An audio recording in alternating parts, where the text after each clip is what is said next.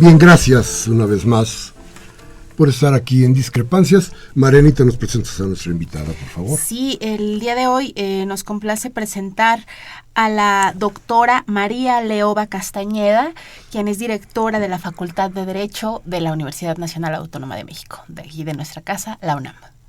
Muchas gracias, Mariana, Miguel Ángel, muy buenas noches, gracias por haberme invitado a su programa, un gran privilegio estar aquí con ustedes. Por favor, ese es nuestro y de nuestro público, desde luego.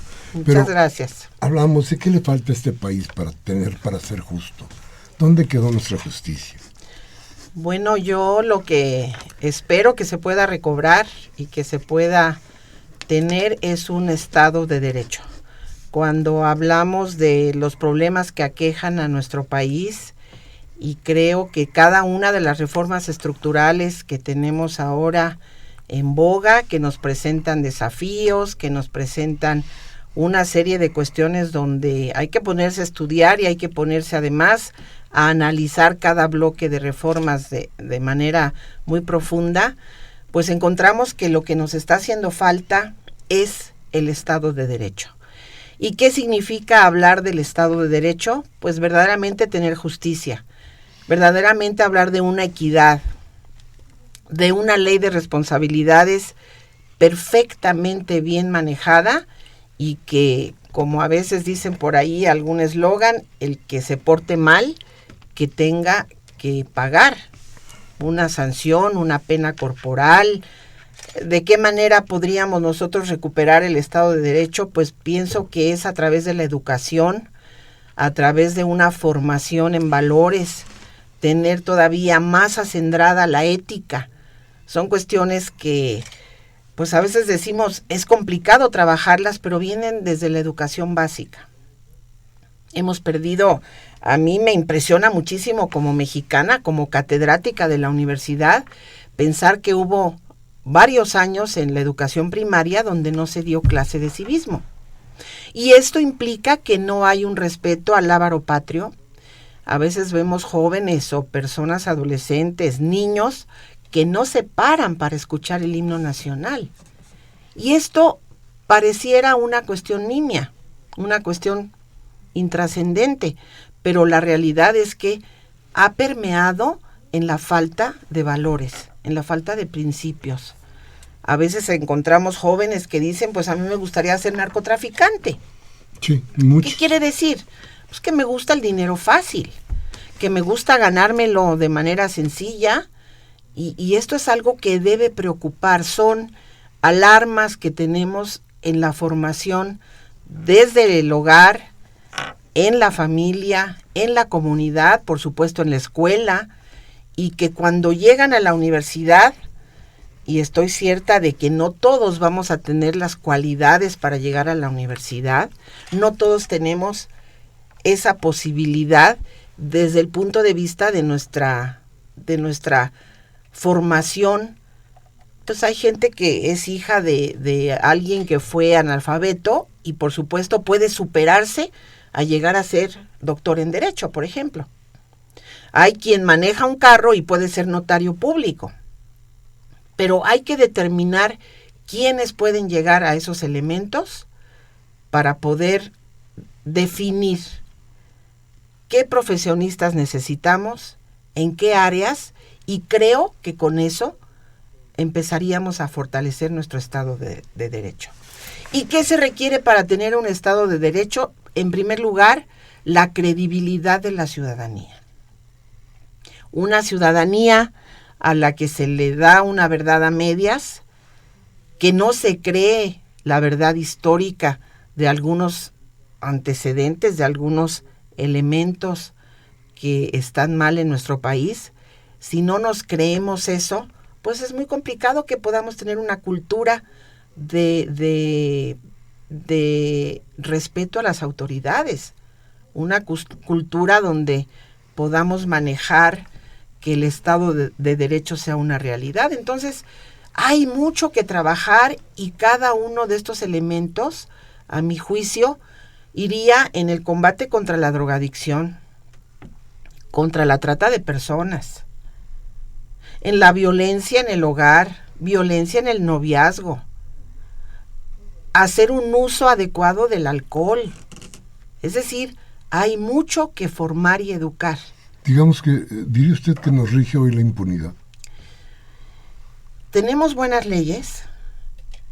El renglón de la ley a veces es excesivo, pero de derecho pareciera que tenemos la sistemática más adecuada, pero en los hechos creo que sí estamos viviendo en una impunidad. Hay puertas giratorias en materia penal y ahora, bueno, nosotros como Facultad de Derecho, como universitarios, estamos trabajando para combatir eso. ¿De qué manera podemos evitar la impunidad? Preparando a los jóvenes. ¿En qué? En el aspecto de un sistema penal acusatorio, garantista, que tiene como regla fundamental la presunción de inocencia. Nos guste o no, este sistema entrará en vigor el año que entra, en el mes de junio, nos guste o no. Ahorita llevamos un avance como distritos judiciales, que es como se podría dividir el país en un 63-65%, de acuerdo con los datos de la CETEC, de la Secretaría de Gobernación, con los datos de la Universidad de San Diego, y para evitar esa impunidad debemos prepararnos en el nuevo sistema. Hay estados de la República que han llegado al top, están al 100% de sus distritos judiciales, pero otros estados de la República, el propio Distrito Federal, que todavía no llegamos a ese 100%. Ahora, el hablar de combatir la impunidad no es por decreto.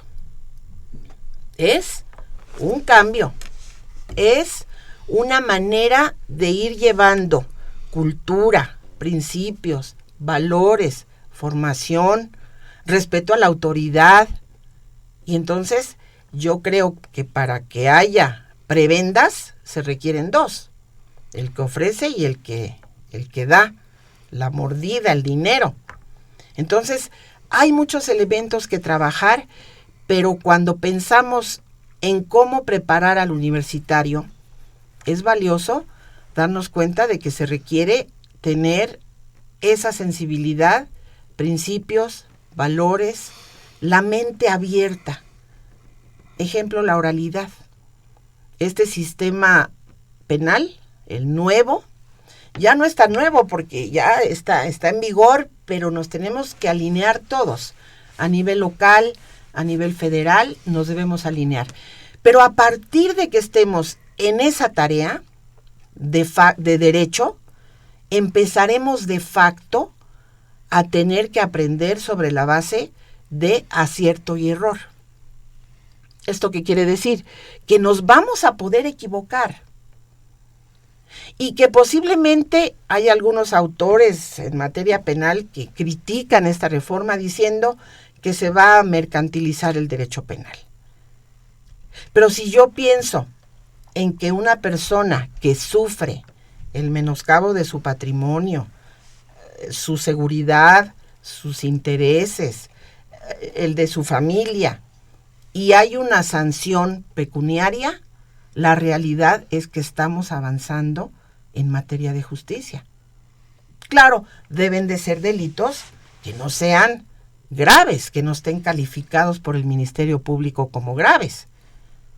A nivel internacional hay políticas muy importantes en donde se dice, si cometes una falta, un agravio a tu comunidad o a alguna persona, violentando sus derechos humanos, podríamos encuadrar esa indemnización incluso en dólares, en euros, no necesariamente en pesos. Pero también la reparación del daño puede incluir el perdón. En este sexenio hemos tenido innumerables ocasiones en que los funcionarios han tenido que pedir perdón. Perdón en el momento en que a una persona que contrajo el VIH lo sacan de las Fuerzas Armadas, o a una persona por estar embarazada le dicen, fíjate que tu calidad de de trabajadora de tal institución queda pendiente, o contratos que se suscriben, se firma el contrato, pero al mismo tiempo le dicen, pues ponme aquí otra firmita de la renuncia. Y yo creo que para eso tenemos que formar a las generaciones actuales. Yo estoy segura que en las aulas de la Facultad de Derecho, perdón Miguel Ángel, están ahorita preparándose quienes operarán en el futuro el sistema penal, el sistema fiscal, la equidad de género, las investigaciones en oceanografía, las investigaciones que nos den la cultura, el arte, la recreación, todo ese potencial que tiene nuestra gran casa de estudios, a la que primero debemos amar para poderla conocer todavía con mayor profundidad. Nosotros como universitarios es algo que tenemos como una divisa. Perdón. Claro, yo me preguntaba, ¿puede ser que desde la facultad, desde la gran facultad de Derecho, se pudiera emitir una convocatoria para que entre estudiantes, hombres y mujeres del derecho, pudieran crear, no sé si el andamiaje que requiere el país para que las leyes cambien? Porque lo que me parece hoy es que el delito se ha sofisticado tanto, los delitos han avanzado tanto en tantas cosas, que las leyes ya no los alcanzan.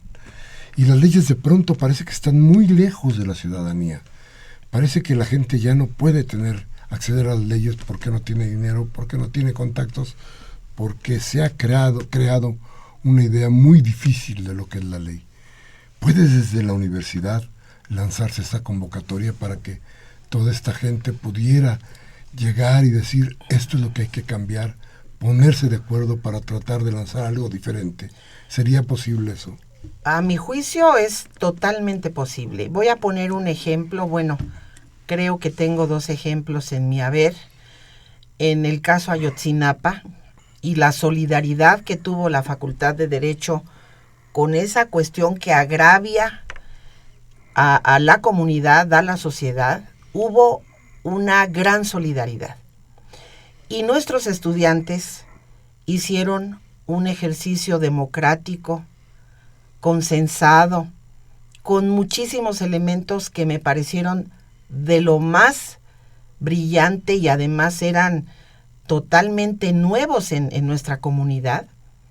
A ellos tuvieron la idea, la autoridad, nuestra dirección les facilitó los elementos e hicieron una consulta todo el día. Y ahí decían sí al paro o no al paro, pero en el ánimo de una gran solidaridad. ¿Qué ocurrió al final por la noche? Que lo que hicieron es de manera pacífica decidir que sí, nos vamos al paro, que vamos a parar 48 horas y se cerró la puerta de nuestra facultad firmando un acta. Fue un ejercicio hermoso, inédito. Otras facultades después hicieron lo mismo. Terminaron las 48 horas y con toda la cautela, de manera sigilosa, se entregó, abrimos, levantamos una nueva acta, pues ya sabrán ustedes, entre juristas, levantamos una nueva acta y terminó ese ejercicio que fue hermoso. ¿Qué estoy pidiendo yo ahora como aspirante a la rectoría de la universidad? Estoy pidiendo precisamente eso. Díganme, integrantes de la comunidad, ¿qué se requiere para tener la universidad que ustedes anhelan? Tenemos una gran universidad, con resultados impresionantes, con resultados que nos han llevado a tener presencia a nivel internacional, a nivel nacional, en cada estado de la República. Hay algo que tiene que ser azul oro, algo que nos representa. Una investigación, un convenio, una prestación de servicios, pero ahora yo quiero llegar a todos esos lugares y la vía electrónica, las tecnologías de la información y la comunicación permiten que nos digan qué quieren. A mí me gustaría recibir críticas, comentarios, acciones positivas, elementos que valgan la pena y que podamos tomar en cuenta a la comunidad, ya que la comunidad es la destinataria. Hay un autor francés, Jean Carbonnier, que dice algo hermoso: la ley se hace para que la comprenda el destinatario. Entonces la ley debe ser, y a mi juicio, en las leyes debe explicarse el concepto o el manejo de los términos de manera precisa, para que no tengamos que estar interpretando lo que quiso o no quiso decir el legislador, porque luego ahí empezamos a pervertir conceptos y en mi interpretación sería tal o cual, pero estoy cierta de que la comunidad de nuestra universidad podría hacer un ejercicio de esa naturaleza y sería un ejercicio limpio, ordenado, sistemático, de consensos, de acuerdos, porque tenemos ese gran privilegio. Aquí en nuestra universidad tenemos la posibilidad de converger el de izquierda, el de derecha, el rico, el pobre, el que tiene ideas retrógradas, el que es más comunicativo, el retraído. Es decir, tenemos de todo, tanto en el cuerpo docente, que es de una gran excelencia, en los trabajadores, que son comprometidos con su labor cotidiana, y en ese gran tesoro que son los alumnos. Los alumnos que tienen ahí en esas 4 letras UNAM, tienen el sentir de México, el pulso de nuestro país, la responsabilidad social con nuestra comunidad. Todos los que somos hijos de la universidad recibimos una educación gratuita, una formación que nos puede llevar, en mi caso, yo soy una persona de cuna pobre. Yo nací en Colima, soy la 10ª hija, en donde, una familia de 10 y soy la 10ª, y pues ya se imaginarán que no había muchos recursos, con una mamá que quedó viuda a los 2 años y medio, y yo fui su niña chiquita, cuando yo tenía 2 años y medio. ¿Y qué hace una familia con eso? Y tenemos universitarios en la familia gracias a nuestra gran casa de estudios. Entonces yo pienso que si la ley debe ir para el destinatario de manera clara, el programa de la UNAM, el plan de un rector o rectora, debe ser también con esa claridad, que no tengamos que interpretarlo. Pero ¿cómo puede uno comprender, por ejemplo, que un hombre llegue a la presidencia de la República y que quienes estén haciendo las leyes digan se violó la ley pero un poquito, y entonces se le dé paso a lo otro, y entonces se crea un ámbito de impunidad y de ilegalidad que después permea en toda la sociedad? Es decir, si un hombre puede llegar a la presidencia de la República porque fraudeó un poquito, porque hizo un fraude un poquito, porque violó la ley un poquito, todos los demás tenemos permiso a violar la ley. Esto parece que es el mensaje que a final de cuentas nos dan los hombres y las mujeres de las leyes cuando tienen que ejecutarlas. Creo que eso es una cosa muy grave en esta sociedad y en este momento para el país. Sí, en este momento para el país yo siento que nuestra apuesta debe ser restituir, reconstituir el Estado de Derecho, y con eso habrá una nueva conformación del tejido social. Porque es cierto, en un momento dado, la norma puede ser perfecta o perfectible, pero a veces no se cumple. Y a veces hay cumplimiento de la ley, pero con una resolución política, no jurídica. Y a veces la ley es tan perfecta, en materia penal se dice, si no hay delito y no hay el elemento de la conducta adaptada al tipo penal, pues no va a haber pena.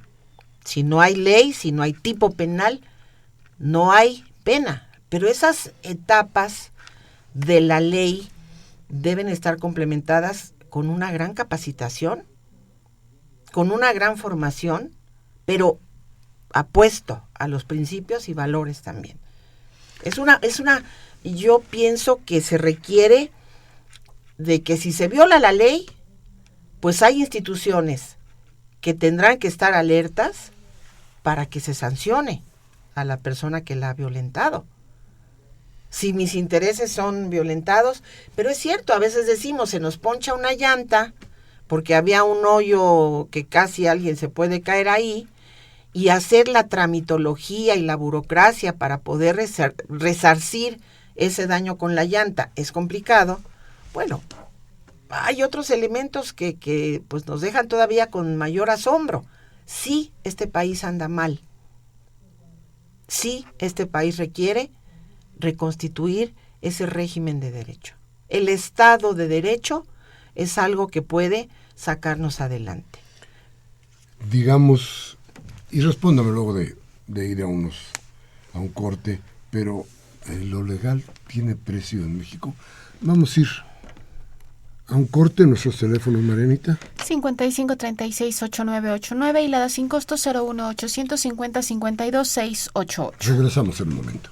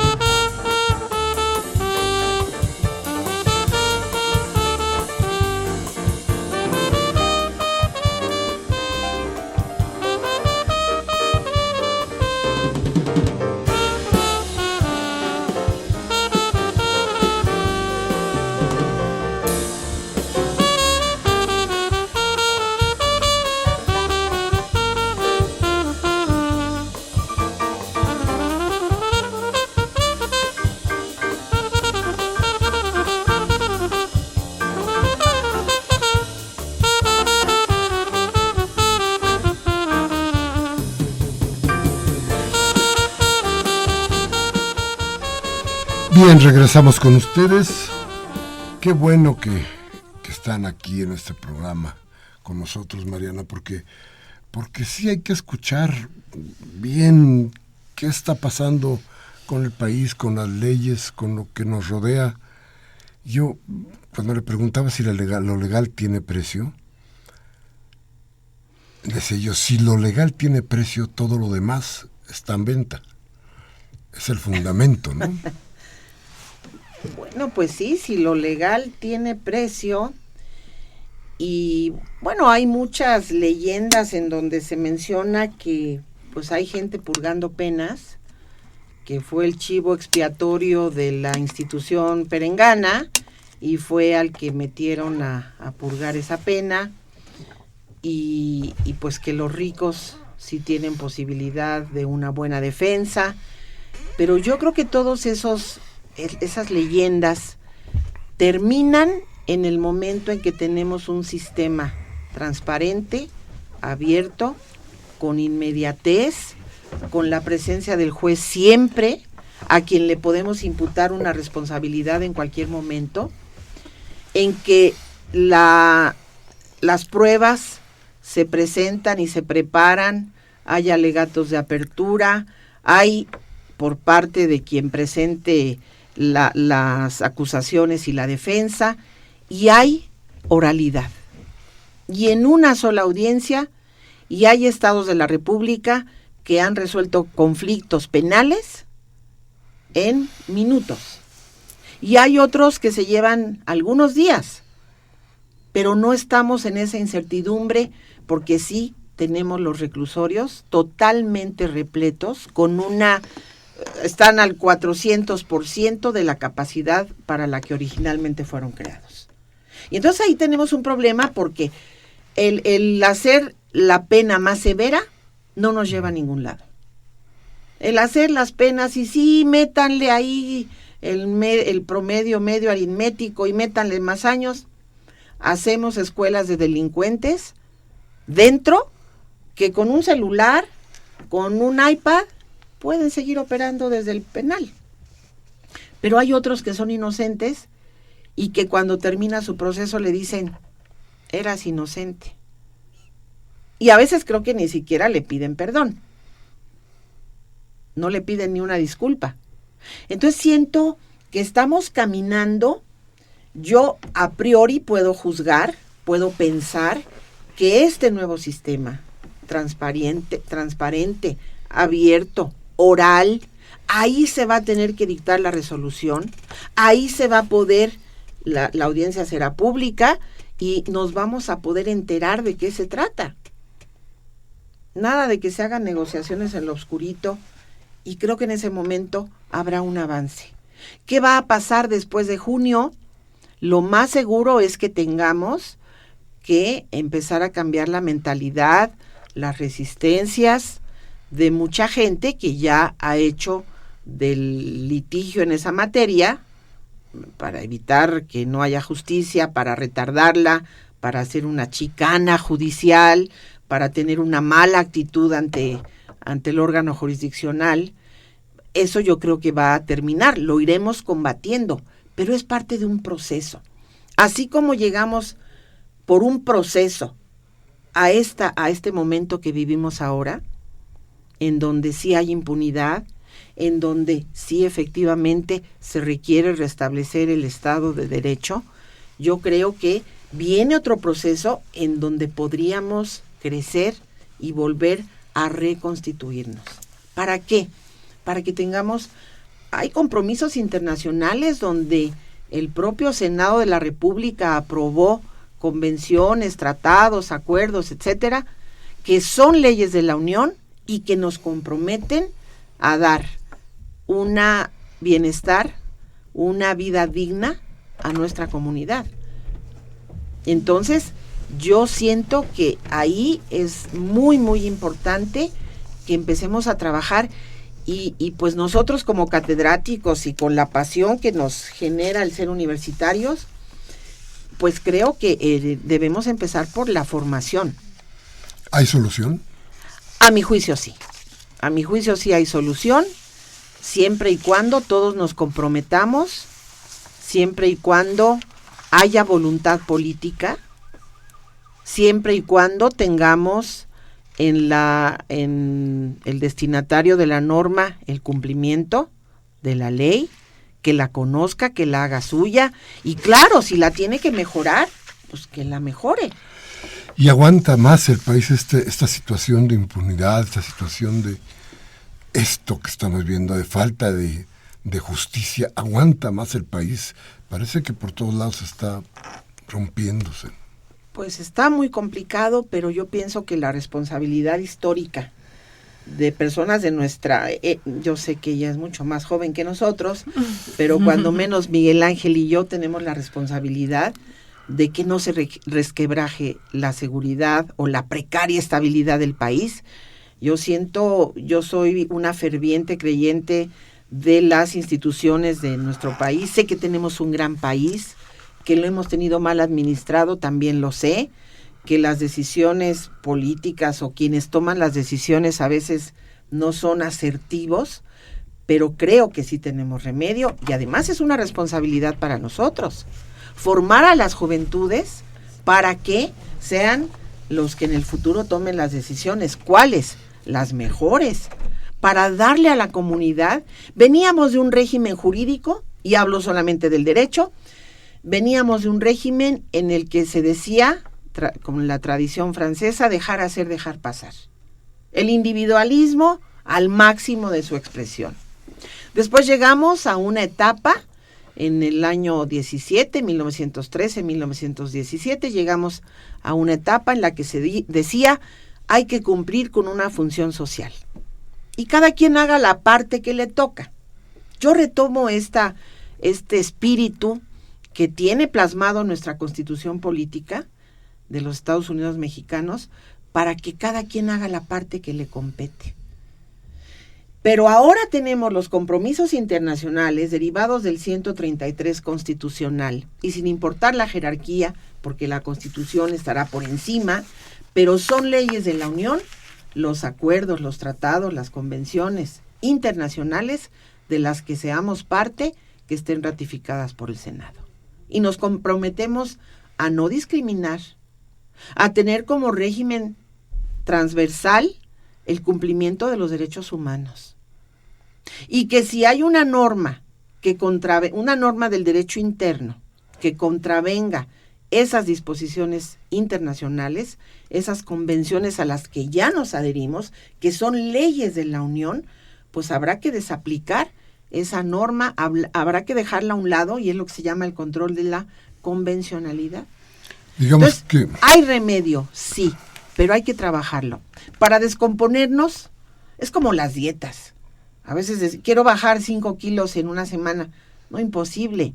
¿Cuántos años te llevaste en subir los 5 kilos? ¿Qué proceso tuvimos que seguir en México para llegar al momento que vivimos hoy? De falta de credibilidad, de impunidad, de todo lo que estabas mencionando, que me parece pues muy difícil.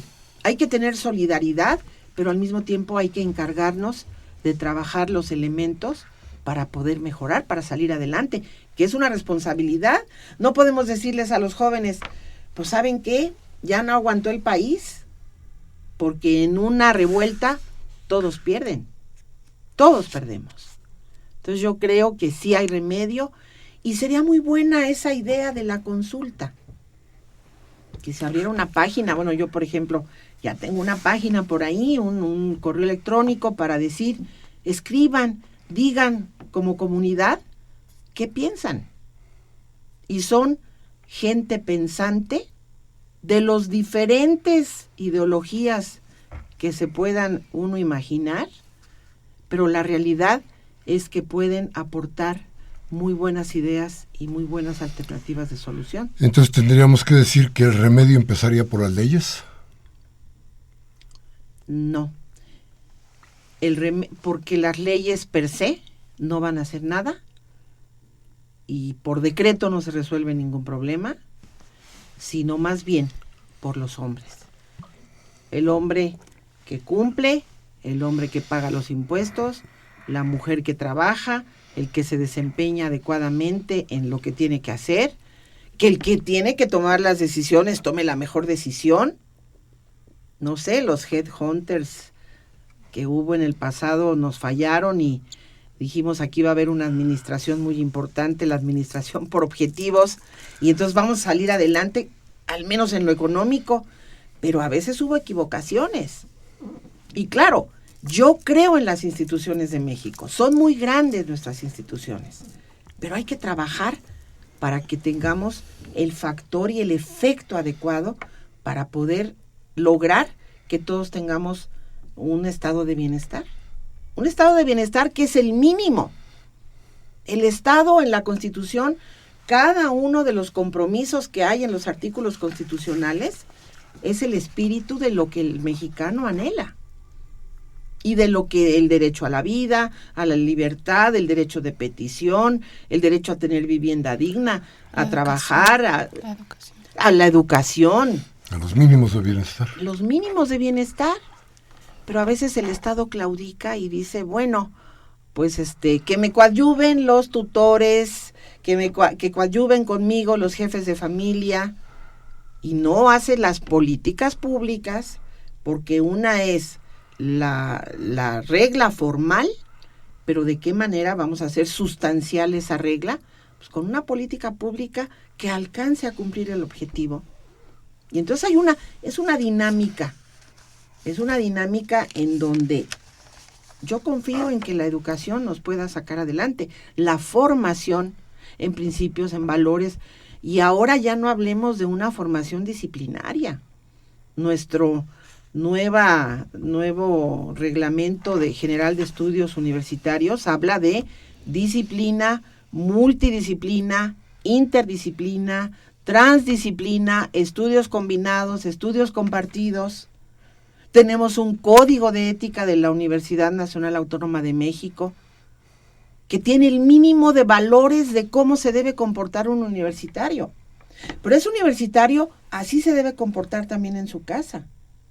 Y así se comportará en su trabajo. Y cumple la función social que le compete. Claro. ¿Para qué estás destinado? Pues para ser un gran periodista, para ser un maestro, para ser un artesano, para ser el presidente de la República. bueno, pues hay que ser y parecer y Creo actuar que como tal. hay trabajo por delante. Vamos a ir rápidamente a un corte, vamos a regresar con sus llamadas, nuestros teléfonos. 5536-8989, la da sin costo 01850-52-688. Todavía tenemos tiempo para recibir sus llamadas. Gracias, vamos al corte.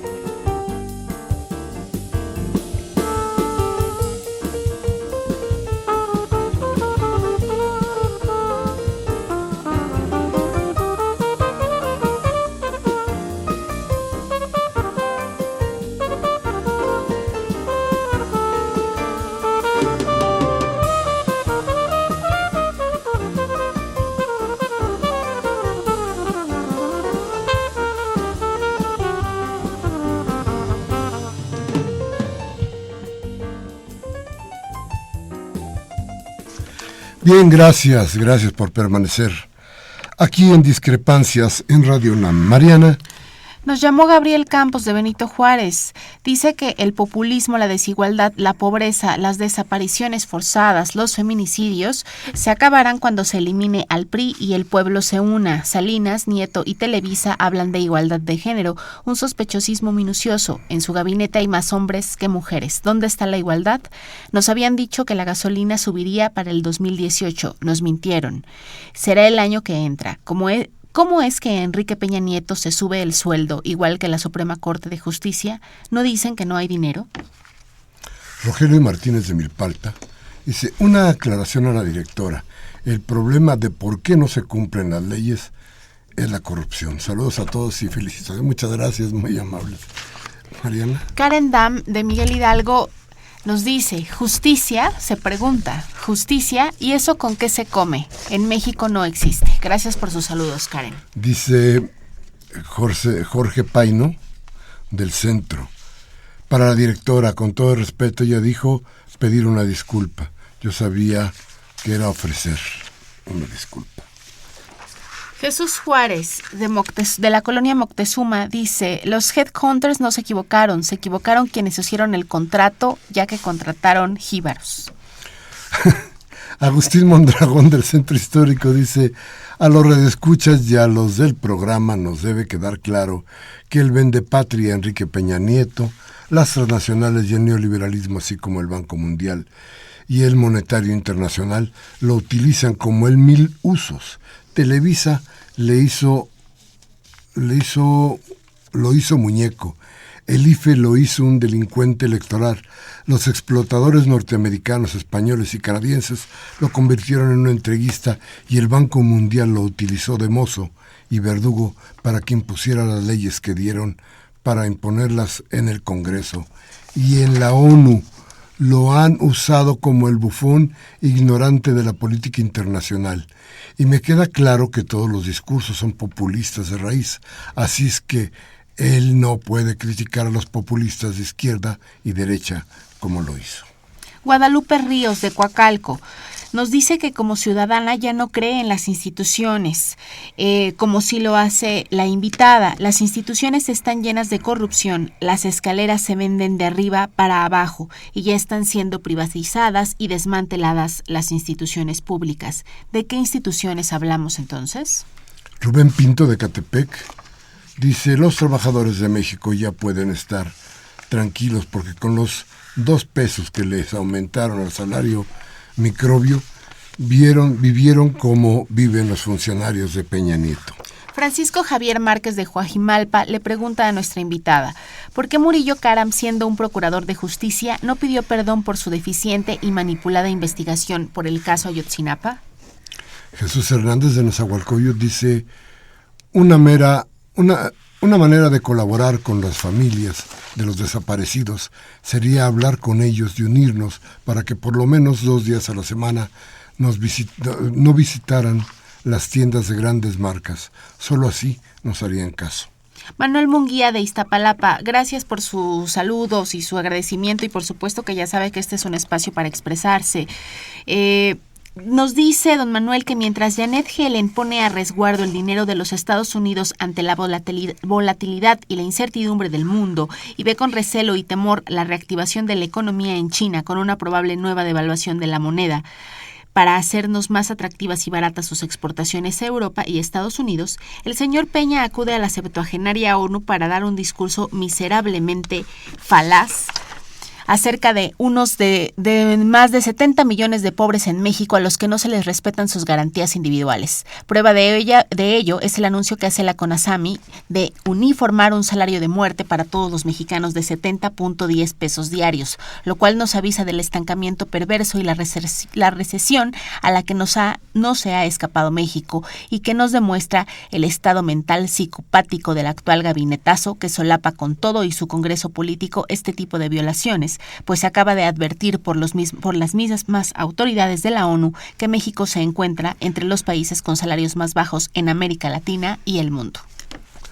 Graciela López Corona de Cuautitlán Izcalli se felicita. Muchas gracias. La mandan felicitar, directora.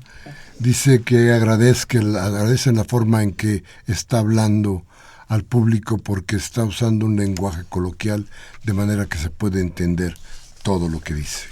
Adolfo Torres de Cuautitlán dice que difiere con la invitada, pues no es falta de educación lo que ocurre en nuestro país. Los jueces y magistrados de la Suprema Corte de Justicia han salido de las universidades y se doblan ante la corrupción.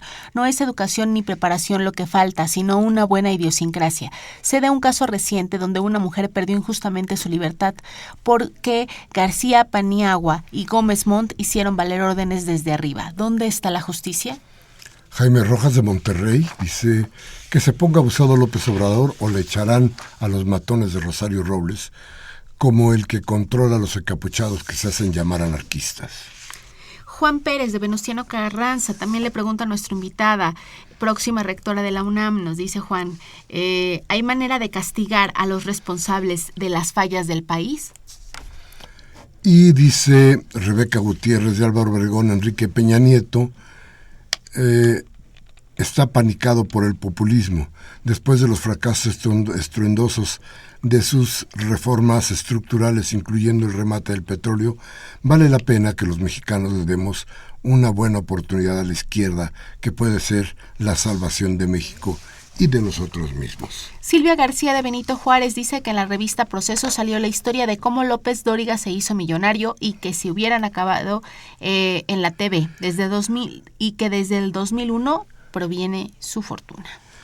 Bien, dice Silvia García de Benito Juárez respecto a lo que dice la invitada a Peña Nieto, los exoneraron de todo cargo y a pesar de estar robando las riquezas naturales y acabando con el pueblo, gracias a que es intocable por la ley.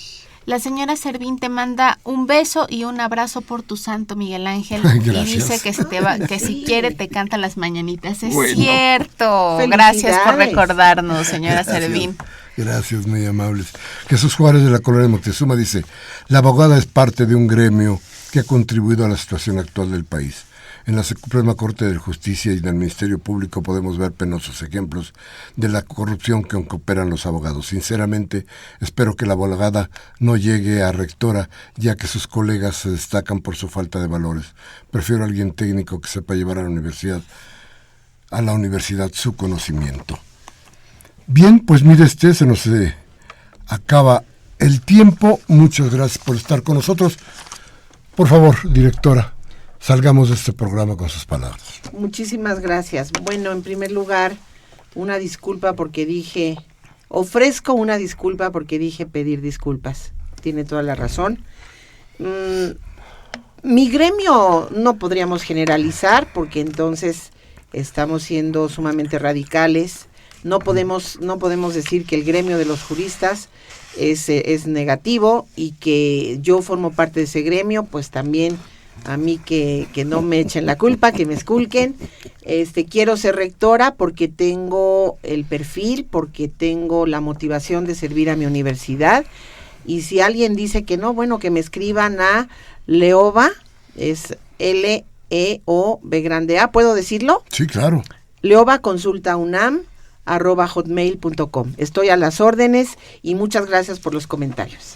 Gracias, Bien, doctor. pues gracias a ustedes que estuvieron aquí, gracias Mariana. Gracias. Gracias a usted de aquel lado del micrófono, Humberto Sánchez Castrejón, que estuvo en los controles técnicos, hizo volar la nave, Cintia Carranza en la asistencia de producción y Elena Hernández en la producción. Yo, como siempre, les pido, reflexionen. Si lo que hemos dicho aquí les sirve de algo, tómese un café mañana con sus amigos y hable de lo que aquí hablamos. Platique de las cosas que aquí se dijeron. Y si no, acuda usted a la democracia y cambie de canal. Pásele a Radio Fórmula o a Televisa para que le hagan polvo el cerebro. Hasta la próxima.